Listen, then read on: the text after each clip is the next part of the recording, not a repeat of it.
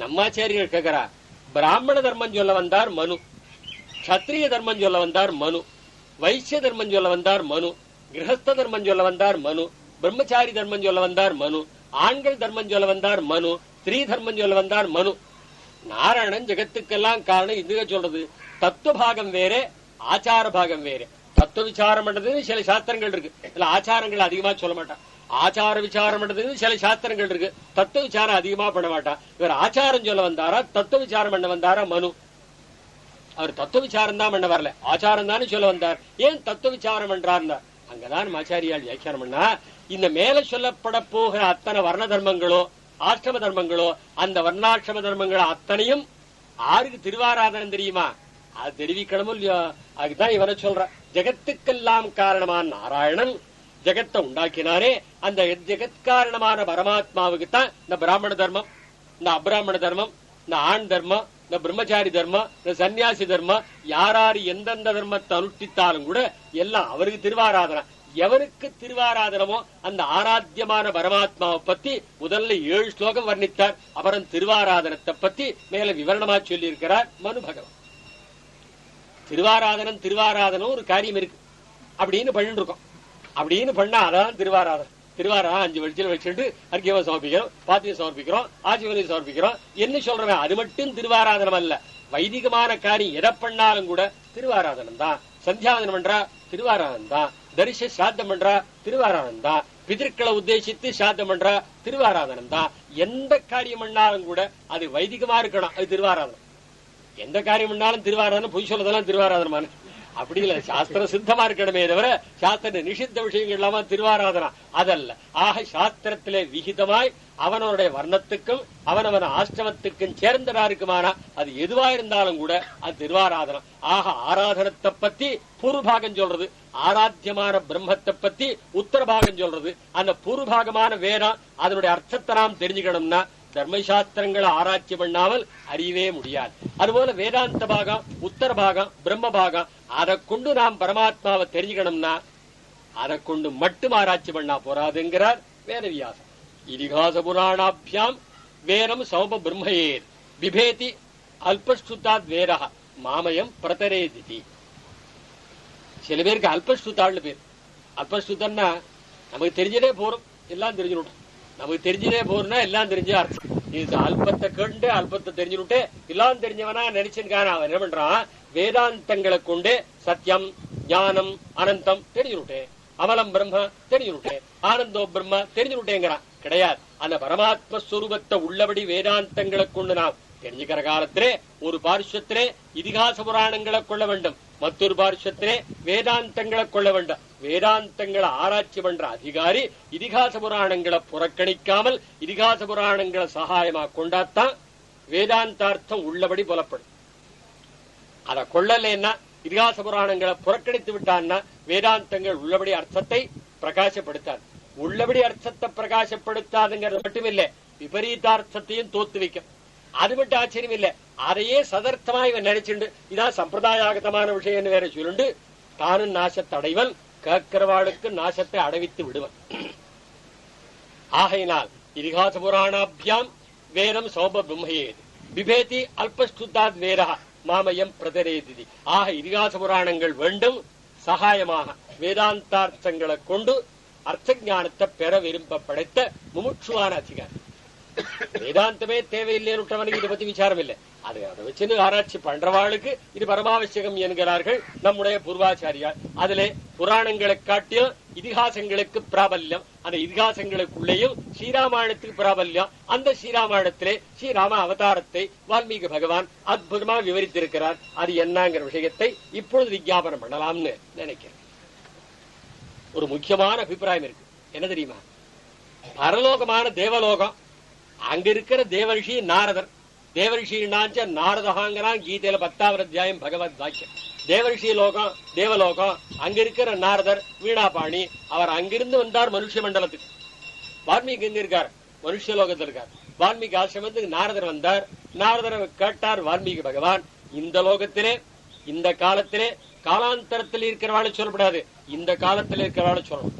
தேசாந்தரத்தில் இருக்கிறவன்னு சொல்லக்கூடாது, இந்த தேசத்தில் இருக்கிறவன்னு சொல்லணும். அப்படிப்பட்ட கல்யாண குணாபிராமன் யார் என்று ராமன் அபிப்பிராயப்பட்டு கேட்டிருக்கிறார் வால்மீகி.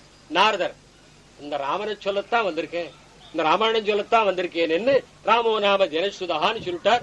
நாரதர் சொல்றார், வால்மீகி கேட்டிருக்கார். கோவிந்தராஜர் கேட்கிறார், தேவலோகத்திலேருந்து நாரதர் வந்திருக்கார். ராமனோ மனுஷ லோகத்தில் இருக்கிறவன், வால்மீகியோ மனுஷ லோகத்தில் இருக்கிறவர். தன்னூர்ல இருக்கிற ராமனை பத்தி வெளியூர்ல இருந்து வந்தவரிடத்துல இவர் கேட்கத்தான் முடியுமா? அவரு நான் தான் தெரிஞ்சவன் சொல்லத்தான் முடியுமா? இது கோவிந்தராஜர் கேட்டிருக்கார். சாமான்யமா இந்த இடத்துக்கு ஒருத்தர் வரா, இது வேளச்சேரிங்கிற. இந்த வேளச்சேரியில பல பேர் கொடுத்துறமா இருக்கா. இந்த வேளச்சேரியில எவன் பெரியவன் கேட்கலாம். வேளச்சேரியில் இருக்கிறவாளை கேட்டா அது நியாயம். நான் தம்புச்செடுத்துல இருந்திருக்கேன், என்னை பார்த்து வேளச்சேரியில யாரு பெரியவன், இன்னார் பெரியவன் நான் சொல்ல முடியுமா? எனக்கு என்ன தெரியும்? வேளச்சேரி எங்க இருக்குன்னே முதல்ல தெரியாது, வேளச்சேரியில யாருக்கான்னு தெரியாது. ஆக அந்தந்த அதிகாரிகளை பத்தி அந்தந்த இடத்துல இருக்கிறவாளை விசாரம் பண்ணா என்ன இருக்கும்? ஆக மனுஷ மண்டலத்தில் இருக்கிற ராமனை பத்தி மனுஷ மண்டலத்தில் இருக்கிற வால்மீகி மனுஷ மண்டலத்தில் இருக்கிற ஒருவனை கேட்கலாமே தவிர, எங்கேயோ தேவர்ஷி லோகத்திலிருந்து வந்திருக்கார் பெரியவர், அவரை பார்த்து இவர் கேட்கத்தான் முடியுமா? பிரஷ்னமே அசங்கதம். சமாதானம் சுதராம் அசங்கதம் விட்டார் கோவிந்தராஜ். அதனால எதுவுமே ஆரம்பத்திலே ஆக்ஷேபம் இல்லாத சமாதானமே கிடையாது. இது ஏன் இந்த கேள்வி கேட்கிறார்? இந்த சமாதானம் தான் சொல்ல முடியுமான்னு கேட்டுவிட்டார். அது சமாதானம் ஆச்சரியமா சொல்லியிருக்கு. என்ன தெரியுமா? வால்மீகி பகவான் கேட்பது சாமான்யமா ராமச்சரித்திரம் மட்டுமல்ல. என்ன தெரியுமா? சாஸ்திரங்களிலே வேதாந்தங்களிலே பரமாத்மாவை சாஸ்திரம் சொல்ற போது ஜெகத்துக்கெல்லாம் காரணம் சொல்லித்து. எத்தோவா இமானி பூதானி ஜாயந்தே ஏன ஜாத்தான ஜீவந்தி எத்பயந்த விஷம் விசந்தி என்று ஜெகஜன்மானி காரணம் பிரம்மம்னு சொல்லித்தோ இல்லையோ? அந்த பிரம்மம் யார்? ஜெகஜன்மானி காரணம் பிரம்மம்னார். இந்த காரணம் யார்? காரண வஸ்து விசாரம் தான் வேதாந்தங்கள்ல எல்லாரும் பண்ணியிருக்கா. அத்வைதாச்சாரியாலும் காரண விசாரம் தான் பண்றா, விசிஷ்டாத்வைதிகளும் காரண விசாரம் தான் பண்றா, துவைதிகளும் காரண விசாரம் தான் பண்றா. எல்லாரும் ஜெகத் காரண வஸ்து என்னான்னு விசாரம் பண்றா. அவள் சம்பிரதாயப்படி சொல்றா. சாமான்யமா சில பேருக்கு சில விஷயம் தெரியாது போடுறது ரொம்ப நைச்சம், பரம நீச்சம். அது என்ன தெரியுமா? யாரை தெரிஞ்சு கொள்ளாமல் போனாலும் என்னுடைய தகப்பனார் யாருன்னு தெரிய வேண்டாமா? ஒருத்தரை கேட்கறது, தகப்பனார் யாருன்னு கேட்கறது. எங்க தகப்பனாரே தெரியலையே எனக்கு சொல்லிட்டான். தகப்பனார் தெரியலன்னா அது பாரம் இல்லை. தகப்பனார் தெரியலேன்னு சொல்றது பாரம் இல்லை.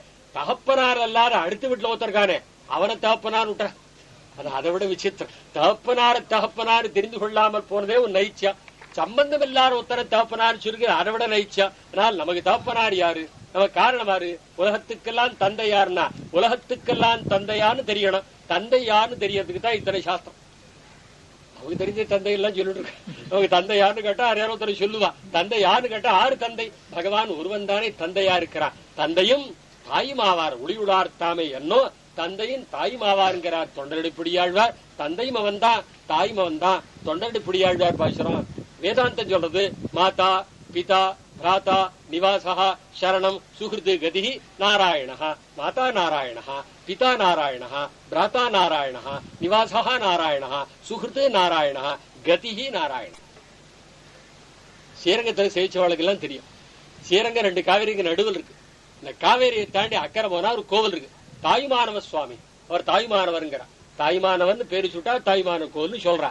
ஆனா தொண்டரடிப்புடியாழ்வார் கேட்டா எனக்கு தாயுமானவர் ஸ்ரீரங்கத்திலாம் இருக்கார்.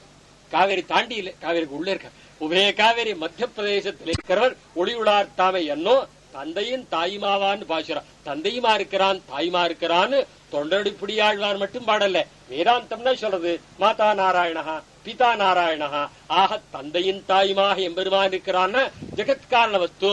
அந்த காரண விசாரம் தான் பண்றார் வேதவியாசர். அந்த ஜெகத்காரண வஸ்துவை பத்தி வேதாந்தம் ஒரு மாதிரியா சொல்லல. சத்துங்கிறது, பிரம்மங்கிறது, ஆத்மாங்கிறது, சிவன்கிறது, ஹிரண்ய கர்ப்பன்கிறது, இந்திரன்கிறது, நாராயணன்கிறது ஒரு வாக்கியம் அமைந்து விட்டால் ஆருக்கு விசாரமே கிடையாது. சதைவ சோமேனமக்ராசீத், பிரம்மவாயினம் ஏகமேவாக்ராசீத், ஆத்மாவாயினம் ஏகேவாக்ராசீத், நகிரீந்திர தொதுத்தரஹ நசத்து நசாசத்து சிவயேவ கேவலஹ ஹிரண்ய கர்ப்ப சமவர்த்தனாகிரே ஏகோஹவை நாராயண ஆசீத் ந பிரம்மா நேசானஹா.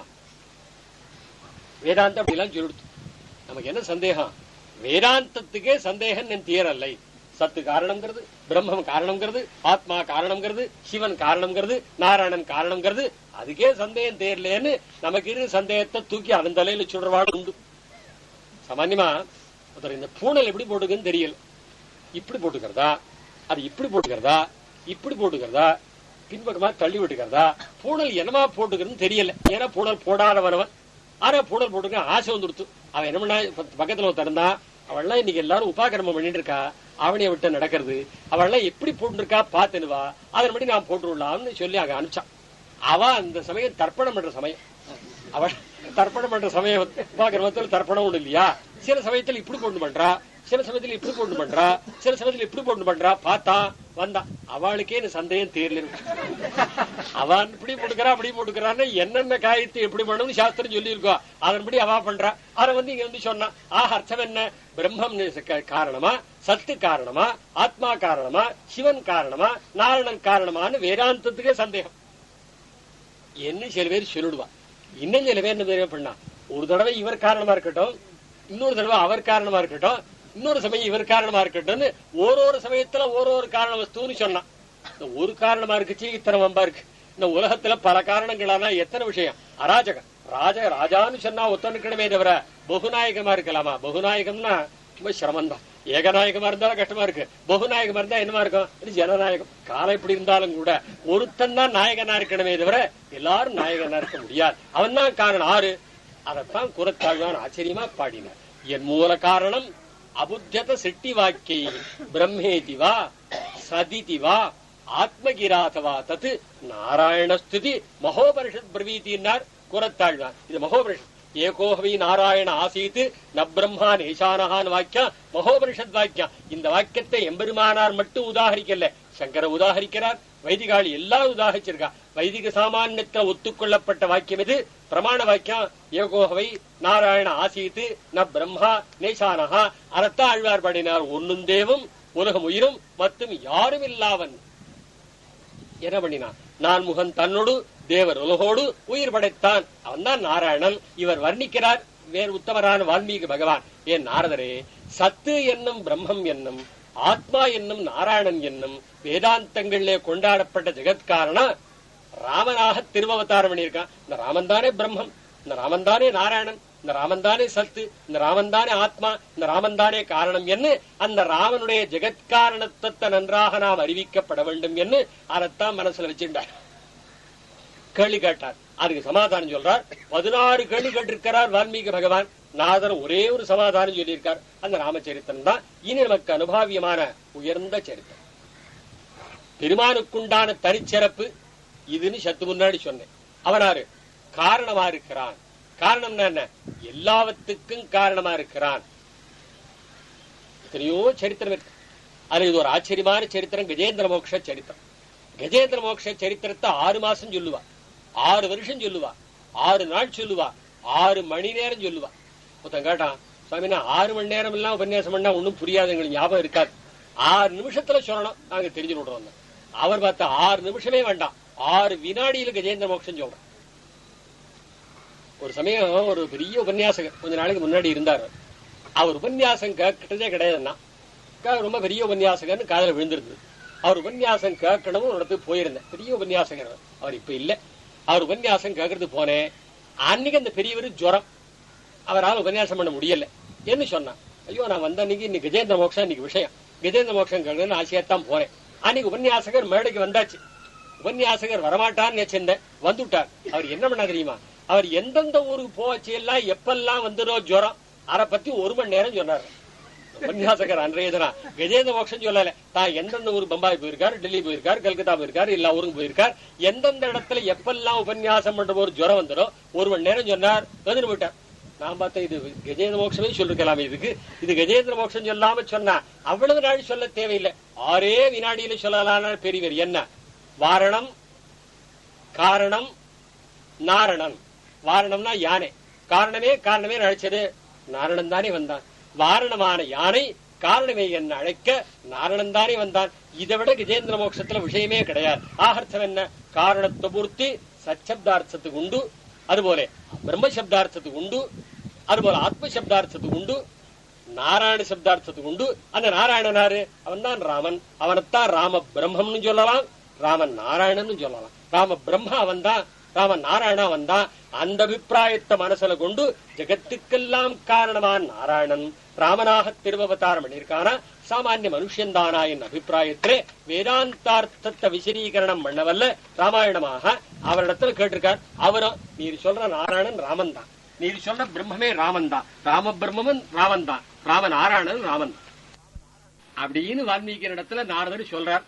ஆனா ராம பிரம்மம்னு சப்தம் உயர்ந்த சப்தம், ராம நாராயணன் சப்தம் அதை விட உயர்ந்த சப்தம். ஆனா என்னமோ தெரியல, நம்முடைய சம்பிரதாயத்துல சீவைஷ்ணவ சம்பிரதாயத்துல ராம பிரம்மம்னு ஒருத்தர் பேரு சின்னதா தெரியல, ராம நாராயணன் கூட இப்படி பேரு சின்னதா தெரியல, ஒருவேளை இருக்காளோ தெரியல. நம்மாழ்வார் பாசுரம் ஆரம்பம் இப்படித்தான், கற்பார் ராமபிரான எல்லால் மத்தும் கற்பரோன்னார் முதல் பாட்டு.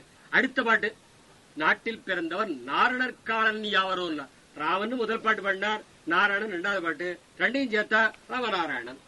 ராமாவதாரம் ராவணவதாரம் ஆயிடுச்சு. ராவணத்துக்கு பிறகு பிரம்மாதிகளான தேவர்கள்லாம் கூடினான். என்ன சொல்றா? பவான் நாராயணோ தேவா சீமான் சக்கராயுதோ தேவள் தான் நாராயணன் என்ன ராமனே நாராயணனாக பிரம்மாதிகள்லாம் கொண்டாடி இருக்கா. அது நம்மாழ்வார் திருவுள்ளமத்தினார் ராமபிரானை எல்லாம் மத்துங்கற்பரோன்னார் நாரணர் காலனி 8 கேள்வி 16 கேள்வி சமாதானம் ஒரே சமாதானம் தான். ராமோ நாம ஜனசுதா சமாதானம். பகவானுக்குண்டான சிறப்பு ஜெகத்காரணத்துவம், வேரத்துக்குண்டான சிறப்பு சப்த காரணத்துவம். உலகத்துல எத்தனை சப்தங்களை நாம் பேசினாலும் கூட எல்லாம் வேரத்திலேருந்து எடுத்துத்தான் அதுக்கு பேர் வச்சிருக்கான். ரூபத்தை கொடுத்தா நாமத்தை வச்சான். இது ஆடுன்னு பேர் வச்சான். ஆடுன்னு ஏன் சொல்றான்னு சொல்றா, ஆட்டை ஆடுன்னு ஏன் சொல்றான், மாட்டை மாடுன்னு ஏன் சொல்றான்னு சொல்றா. நிரூட லட்சணான்னு பேருது. அனாதி காலமாக மாட்டை சிருட்டித்தான் மாடுன்னு பேருச்சான், ஆட்டை சிருட்டித்தான் ஆடுன்னு பேருச்சான். இந்த கஜகா என்னோ அஜகா என்னோ கௌஹு என்னோ அந்த சப்தங்கள்லாம் எங்கிருந்து எம்பெருமான் எடுத்தான்னா வேரத்திலேருந்து எடுத்துத்தான் அதுக்கெல்லாம் நாமகரணம் பண்ணி இருக்கிறான். அந்த வேற சப்தங்கிறது எல்லா சப்தங்களுக்கும் மூலபூதமான சப்தம். சப்த காரணத்துவம் வேரத்துக்குண்டான சிறப்பு, அர்த்த காரணத்துவம் பகவானுக்குண்டான சிறப்பு. அந்த எம்பெருமான் தன்னுடைய காரணத்துவத்தை மாற்றிக்கொண்டு தசரதராஜனுக்கு திருக்குமாரனாய் திருவவதாரம் பண்ணா. வேதம் பார்த்தனா சப்தங்களுக்கெல்லாம் காரணமா இருக்கிறதான் வால்மீகி பகவான தகப்பனாரா ஆசைப்பட்டு ராமாயணமாக திருவவதாரம் பண்ணித்து என்ன சொல்றது புராணம். ஆச்சரியமான ஸ்காந்த புராண வசனம். வேதவேத்யே பரேபூசி ஜாதே தசரதாத்மஜே வேரஹா பிராச்சீனசாத் ஆசீத் சாட்சாத் ராமாயணாத்மனா. இந்த நியாயம்தான் வேதவேத்ய நியாயம்னு சொல்லுவா. வேரத்துக்குண்டான சிறப்பென்ன சப்த காரணத்துவம், பகவானுக்குண்டான சிறப்பென்ன ஜெகத் காரணத்துவம். அவன் காரணமா இருக்கச்சீரே காரியமாக ஆயிட்டான். இது காரணமா இருக்கச்சீரே காரியமாக ஆயிடுது. காரணத்துவம் பகவானுக்கு தனிப்பெருமை. ஆனாலும் அவன் தசரதராஜன தகப்பனாரா இச்சித்து தான் ராமனாக திருவவதாரம் பண்ணினான். பார்த்தது வேதம், நாமன் தான் சப்த காரணமா இருக்கும். அப்படியே இருந்தா போறாதுன்னு வால்மீகி பகவான தகப்பனாரா ஆசைப்பட்டு ராமாயணமாக திருவவதாரம் பண்ணித்தன்னு புராணம் கூறுகிறது. வேதவேத்யே பரேபும்சி ஜாதே தசரதாத்மஜே வேரஹா பிராச்சீனசாத் ஆசீத் சாட்சாத் ராமாயணாத்மனா. அந்த எம்பெருமான பத்தி தான் வால்மீகி கேள்வி கேட்டிருக்கார். நாரதர் சமாதானம் சொன்னார். வால்மீகி ஆசிரமத்துக்கு நாரதர் வந்திருக்கார். அது ஏன் வந்தார்னா, சத்தியலோகம் பிரம்மாவனுடைய ஆஸ்தானம். அங்க ராமாயணம் இருக்கு. எல்லா ஊர்லயும் ராமாயணம் இருக்கு. ராமாயணம் இல்லாத ஊரே கிடையாது. எல்லா லோகத்திலையும் ராமாயணம் உண்டு, எல்லா ஊர்லயும் உண்டு, எல்லா லோகத்திலையும் உண்டு. ஆனால் நம்முடைய லோகத்துல வால்மீகி ராமாயணம் இருக்கு. அது 24,000 ஸ்லோகம். ஆனா அதுவே சத்தியலோகத்துல ராமாயணம் இருக்கிறது 100 கோடி பிரவிஸ்தரம். 1 கோடி இல்ல 100 கோடி, 100 கோடி விஸ்தரமாக அமைந்திருக்கிற பெரிய ராமாயணம். நம்ம இந்த ராமாயணத்தையே தூக்க முடியல. 100 கோடி பிரவிஸ்தரம் அது எத்தனை பெருசா இருக்குன்னா அவ்வளவு பெருசு. ஏன்னா அந்த லோகத்தில் இருக்கிறவாளுக்கு ஆயுசு பெருத்திருக்கிறபடியா. நம்முடைய ஆயுசு மனுஷ ஆயுசு. நமக்கெல்லாம் எத்தனை ஆயுஷ் சாஸ்திரம் சொல்லிருக்குன்னா சதாயுகு புருஷா. ஒரு புருஷனுக்கு 100 ஆண்டு காலம் ஆயுஷ் சொல்லி இருக்கு. 100 ஆண்டு காலம். எம்பெருமானார் 120 சம்வத்சர காலம் எழுந்தருளி இருந்தார். ராசி சக்கரம் அத்தனையும் சுத்தி வந்து அவருக்கு. நமக்கு அத்தனை சுத்தி வராது. பிறக்கிறக்கும் கர்ப்பத்துல செல்லு போக இத்தனைன்னு சொல்லுவா. அத்தனை மொத்தம் வருமானு கேட்டா அதுக்கு எத்தனையோ உள்ள போறவாளும் இருக்கா போய் சேருவா. அத்தனையும் ராசி அத்தனையும் வந்து சேராது. கிரகங்கள் அத்தனையும் சஞ்சாரம் பண்ண முடியுமோ? ஆக 120 சம்வத்சர காலம் எம்பெருமானார் எழுந்தருளி இருந்தார். சாஸ்திரம் சொன்னதே 100 ஆண்டு காலம்தான். வேதநூல் பிராயம் 100 ஆழ்வார், தொண்டரடிப்படி ஆழ்வார். சதாயு புருஷார வேறம் சொல்லித்து. வேதநூல் பிராயம் 100 ஆழ்வார். 100 கிடைக்குமோன்னா மனுஷர் தான் புகுவர் ஏழும்னா. மனுஷாளுக்கு 100 ஆண்டே கிடைக்காது, ஒருவேளை கிடைச்சாலும். ராத்திரி எல்லாம் தூங்குறமே என்ன, பாதியும் உறங்கி போகும். 50 ஆண்டு போயிடுது, 50 ஆண்டு கிடைச்சதுன்னு ஒருத்தர் கேட்டார். ராத்திரியில மட்டும் தூங்கினா 50 ஆண்டு கிடைக்கும், பகல்லையும் சேர்த்து தூங்கினா நின்னவே 15 ஆண்டுன்னா 10 5 50 அல்ல, 10 5 15. நல்ல வருஷமா 15 வருஷம் தான் கிடைச்சது, போனா போறது. அதுல ஏன் நல்லா இருக்குமான பேதை பாலகன் அதாகம் பிணி பசி மூப்பு துன்பம். பேதை பாலகன் அதாகம், பேதை பேர பருவம், பாலகன் பாலகனான பருவம், தொண்டை அதாகம் அது பெரியவாச்சன்ல கேட்டார். பேதை பாலகன் எவ்வளவுன்னு சொல்லப்படாதா, பேதை பாலகன் அது நாரேன்னா அது இவரை படுத்தின பாடு அவருக்கு தெரியும். தொண்டரடி பிடியாழ்வாரு அது படுத்தின பாடு எவ்வளவு தெரியுமோ இல்லையா, அது மனசில் நினைச்சுட்டாரோ இல்லையா, நடுங்கிறார் ஆழ்வார். அதுன்னா எவ்வளோ என்ன பாடு படுத்துறது. பேதை பாலகன் அதாகம் போனா போறது. அப்படியா நல்லா இருக்காலும் பிணி, பிணி இல்லாட்டாலும் பசி, பசி இல்லாட்டாலும் மூப்பு. என்ன நல்லா இருக்கா, எவ்வளவு பிராயத்தில் இருக்கான், நல்லா புஜிக்கிறான், நல்லா ஜெயிக்கிறது. திடீர்னு பார்த்தா கொஞ்சம் என்னமோ வெளுப்பானாப்புல இருக்கு, கொஞ்சம் வெளுப்பா ஒரு நரமை இருந்தது, கொஞ்சம் வெளுப்பா தெரிகிறது, ஒரு இடத்துல வெளுக்கிறது. ஓ இடி விழுந்தா போல ஜரையில்ல, இடித்தலை விழுந்தா கூட கவலை இல்ல, மூப்பு வந்துருத்தே ஜரம் வந்துருத்தே என்ன கவலைப்படுறான். ஆக பேதை பாலகன் அதாகம் பிணி பசி மூப்பு துன்பம் எல்லாத்துக்கும் மேல என்ன, அதெல்லாம் பிறவி வேண்டே அரங்கமான அருளானேங்கிற வேண்டாம் வேண்டாங்கிற. ஆக நமக்கு கிடைத்திருப்பதே 100 ஆண்டு காலம்தான். கிடைச்சால் அதுக்கு மேல சொல்ற நம்முடைய 100 ஆண்டு காலம்ங்கிறது ஒருவேளை கிடைச்சா கிடைக்கட்டும். இது போல ஓரொரு ஆண்டு முடிஞ்சா தேவர்களுக்கு ஒரு நாள் முடியும். நம்முடைய 365 ஆண்டுகள் முடிஞ்சா தேவர்களுக்கு ஒரு ஆண்டு முடியுமா? அது மாதிரி தேவர்களுக்கு 100 ஆண்டு காலம். அதுபோல பிரம்மாவுக்கு ஆயுஷ சொல்றார். தேவமானத்தாலே 1000 ஆண்டுகள் கழியுமே ஆனால், 1000 சதுரயுகம் நடக்குமே ஆனால் பிரம்மாவுக்கு பகல் முடியுமா, அப்புறம் அவருக்கு ராத்திரி முடியுமா, அப்புறம் ஒரு நாள் முடியுமா, அப்புறம் ஒரு மாசம் முடியுமா, ஒரு அயனம் முடியுமா, ஒரு சம்வத்சரம் முடியுமா? பிரம்மாவுக்கு 100 ஆண்டு காலம். அதுவும் சொல்லியிருக்கு வேதாந்த. வேதாந்த விஞ்ஞான சுனிச்சிதார்த்தா சந்நியாச யோகாத்து யதே சுத்த சத்வா தே பிரம்மலோகேது பராந்த காலே பராமர்த்தாத் பரிமுச்சந்தி சர்வேன்னு தைத்திரியம். அதுல பராந்த காலேன்னு சொல்லியிருக்கு. இந்த ஸ்லோகத்தை எல்லாரும் சன்னியாசி வந்தா சொல்ல ஆரம்பிச்சுடுவோம். நகர்மணான பிரஜயாதனேன தியாக நெய்கே அமிர்தத்வமானுஷு தியாகம்னு இருக்கு. சன்னியாச யோகாதுன்னு சன்னியாசான் இருக்கு, தியாகம்னு சப்தம் இருக்கு, சன்னியாசம்னு சப்தம் இருக்கு. அவளை தியாகிகளா வச்சு அவளை சன்னியாசிகளா வச்சு எந்த ஜீர் சுவாமிகள் இருந்தாலும் இதை சொல்லித்தான் சம்பாவனை பண்றான். ஆனா வேதாந்தங்கள்லயோ கீதா பாஷ்யாதிகள்லயோ இதெல்லாம் சன்னியாசிபரமான விஷயமே அல்ல. அங்க சொல்லப்பட்ட தியாகமாவது என்ன, அங்க சொல்லப்பட்ட சன்னியாசமாவது என்னன்னா கிரகஸ்தாவே இருக்கலாம், அவன் தியாகி. அவன் தியாகிகள் தினமும் ஒரு நாள் சொல்றோம். அந்த தியாகிகளை பத்தி எல்லாம் விஷயம் இல்ல. தியாகம் தியாகம்னா என்ன பகவான் சொல்றான் கீதையில, தியாகோஹி புருஷவியாகிர திரிவித சம்பிரகித்திரா. நான் கர்த்தான்னு எண்ணத்தை விட்டவெல்லாம் தியாகிதான், என்னுடையதுங்கிற எண்ணத்தை விட்டவெல்லாம் தியாகிதான், இந்த வளத்துக்காக எண்ணத்தை அடையாளவெல்லாம் தியாகிதான். மைசர்வாணி கர்மாணி சந்நியஸ்ய அத்தியாத்ம சேதசா நிராசீஹி நிர்மம பூத்வா யுத்தஸ்ட விகதஜ்வரஹாங்கிற 3ஆம் அத்தியாயம் 18ஆம் அத்தியாயம் வந்துரு. தியாகோஹி புருஷவியாகிர திரிவித சம்பிரகித்திரா. இந்த வசனங்களைத்தான் எம்பெருமானா உதாகரித்தார். அர்ஜுனன் கேட்டானா தியாகே நீக்கே அமிர்தத்வமானுஷூன்னு இருக்கே, சன்னியாச யோகாத்தன் இருக்கே, சன்னியாசம்னா என்ன தியாகம்னா என்ன, ரெண்டு ஒன்னா ரெண்டு வேறா, அது என்னன்னு கேட்டான். பகவான் கண்ணன் ரெண்டு ஒண்ணுதான் சொல்லல, அத தியாகம்னு சொல்ற அர்ஜுனா. சில பேரு சன்னியாசம்னு சொல்ற அர்ஜுனா, சில பேரு தியாகம்னு சொல்ற அர்ஜுனா, சில பேரு சன்னியாசம்னு சொல்ற அர்ஜுனா. மாத்தி மாத்தி சொன்னான். எம்பெருமானார் வியாக்கியானம் பண்ணார். எப்ப மாத்தி மாத்தி சொல்றாரோ ரெண்டு ஒண்ணுன்னு அர்த்தம். தியாகம் தான் சன்னியாசம், சன்னியாசம் தான் தியாகம்னா எதுன்னா நாம சொல்ற தியாகிகளும் தியாகிகள் அல்ல, நாம சொல்ற சன்னியாசிகளை பத்தி இங்க விஷயமே கிடையாது. சன்னியாசாஷ்டமத்தை பத்தி எல்லாம் கீதையில ஒண்ணும் இல்ல. எவனும் மோட்சத்து பெறலாம். சன்னியாசி என்ன கிரகஸ்தன் என்ன பிரம்மச்சாரி என்ன, அதுல விஷய விசாரம் கிடையாது. அங்க சொல்லப்பட்ட சன்னியாசம் பரிபூர்ணமா விட்டுடுறது. தியாகம் என்ன விட்டுடுறது. விட்டுட்டுமான்னு கேட்டா அது விடணும். எது விடணும்? நான் கர்த்தான்னு எண்ணத்தை விடணும், என்னுடையதுங்கிற மமதா புத்தியை துறக்கணும். இந்த பலத்துக்காக பரசங்க தியாகம் பண்ண வேண்டும். அந்த 3 தியாகமுடையவன் தான் தியாகி, அவன் தான் சன்னியாசி. அந்த சன்னியாசிகளுக்கெல்லாம் மோட்சம்னா எப்பொழுது பராந்த காலேன்னு இருக்கு. பராந்த காலேங்கிறது ஒரு இடத்துல பாஷ்யக்காரர் வியாக்கியானம் பண்ணார். பர பிரம்மாவனுடைய ஆயுசு, பராந்த பிரம்மாவனுடைய ஆயுசனுடைய முடிவு. அந்த பிரம்மலோகத்தையும் வெள்ளலாம் போறாளாம். அவர் என்னையும் மோட்சலோகம் போறாரோ அவரோடு இவாளும் விட்டு போடுவார். ஏதோ கொஞ்ச நாளைக்கு அங்க போய் தங்கி இருப்பாளாம்.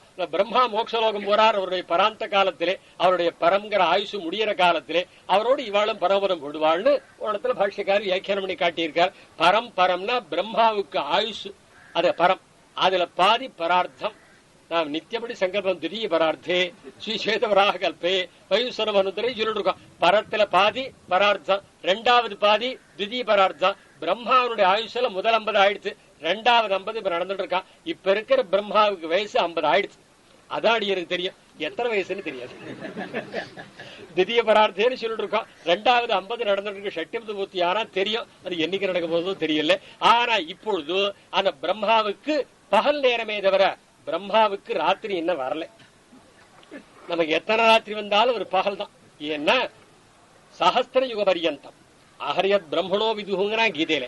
1000 யுகம் முடிஞ்சா அர்ஜுனா பிரம்மாவுக்கு பகல் முடியும்னா சஹஸ்ர யுகான்னு ஸ்லோகம் பாஷ்யக்காரி வியாக்கியானம் பண்ணார். புராண வாக்கியங்களை ஆதாரமாக கொண்டு பார்த்தா சஹஸ்ர யுகான்னு சப்தத்தை சஹஸ்ர சதுர்யுகான்னு வச்சுக்கணும்னா 4 யுகங்களாக 1000 தடவை சுத்தி வந்தால் பிரம்மாவுக்கு பகல் முடியுமா?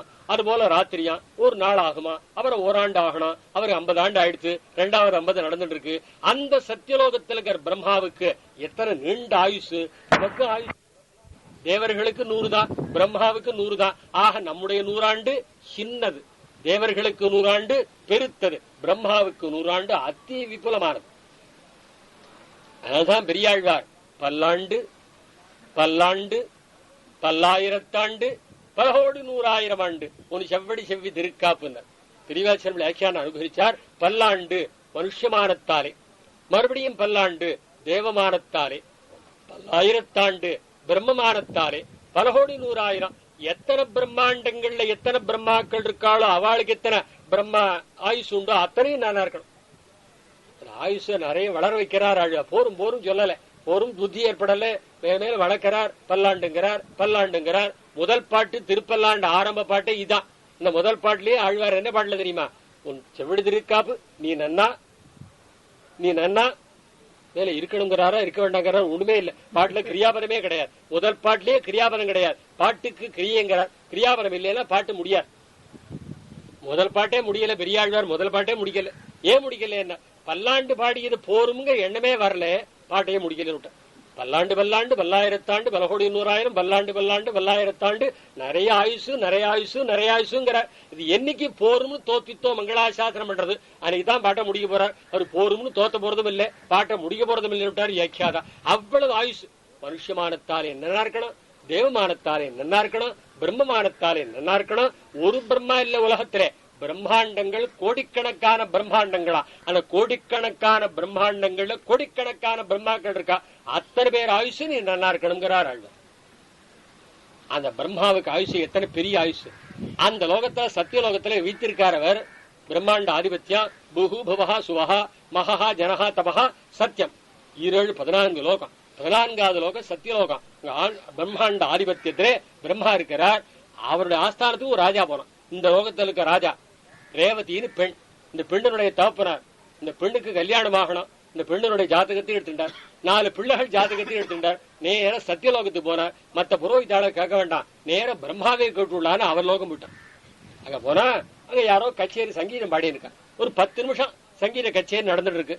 அவர் பிரம்மாவுடைய சங்கீதத்துல விச்சேரம் பண்ணப்படாதுன்னு ஓரமா அந்த ராஜா நின்னா. 10 நிமிஷம் தான் கச்சேரி முடிஞ்சு போச்சு. அங்கிருந்து ராஜா அழைச்சா, இங்க வந்தீர்னா ஒண்ணுமேலே ஜாதகம் கொடுத்துருக்கேன், சுவாமி பார்த்து சொன்னா தேவையில்ல, எந்த பெண்ணுக்கு எந்த பிள்ளைக்கும் பொருத்தம் இருக்கு சுவாமி சாதிக்கணும். ஜாதகத்தை வாங்கி பார்த்தார். நீ இந்த ஊருக்கு வந்து எத்தனை நாள் ஆச்சுன்னா, எத்தனை நாள் ஆச்சு? 10 நிமிஷம் ஆச்சு. என்ன? ஓ, இந்த 10 நிமிஷத்துக்குள்ள மனுஷ மண்டலத்திலே நீர் யாரு ஜாதகங்கள்லாம் கொடுத்திருக்கீரோ அவளுக்கெல்லாம் கல்யாணமாகி புத்திர பாரம்பரியங்கள்லாம் ஆகி எல்லாம் முடிஞ்சு போயிடுது. இது துவாபர யுகத்தினுடைய கடைசி கிருஷ்ணாவதாரம் ஆயிருக்கு. அவர் தமையனார் பலராமர் இருக்கார். உன் பெண்ணை கூட அவருக்கு கொடுன்னு. அர்த்தம் என்ன? அது எத்தனை கால தைரியம் படைத்தது. அந்த லோகத்துல காலத்தாலே தீர்க்கிபாவம் உண்டு. இந்த லோகத்துல அது கிடையாது. அந்த லோகத்தில் இருக்கிறவா சதகோடி பிரவிஷ்டமான ராமாயணத்தை பாட முடியும், நம்மாலே அவ்வளவு முடியாது. அதை சுருக்கி கொடுக்க வேண்டும் என்பதற்காக வால்மீகி ஆசிரமத்துக்கு பிரம்மாவனுடைய ஆக்கியவத்த பிரம்மகுமாரான் நாரதர் அந்த லோகத்தை விட்டு இந்த லோகத்துக்கு வந்திருக்கார். வந்த உத்தமருக்கு விசேஷமாக பூஜை எல்லாம் பண்ணியிருக்கிறார். தபஸ்வாத்தியாய நிரதம், தபஸ்வி வாக்விதாம்பரம், நாரதம் பரிபப்ரச்ச வால்மீகி முனிப்புங்கவம்.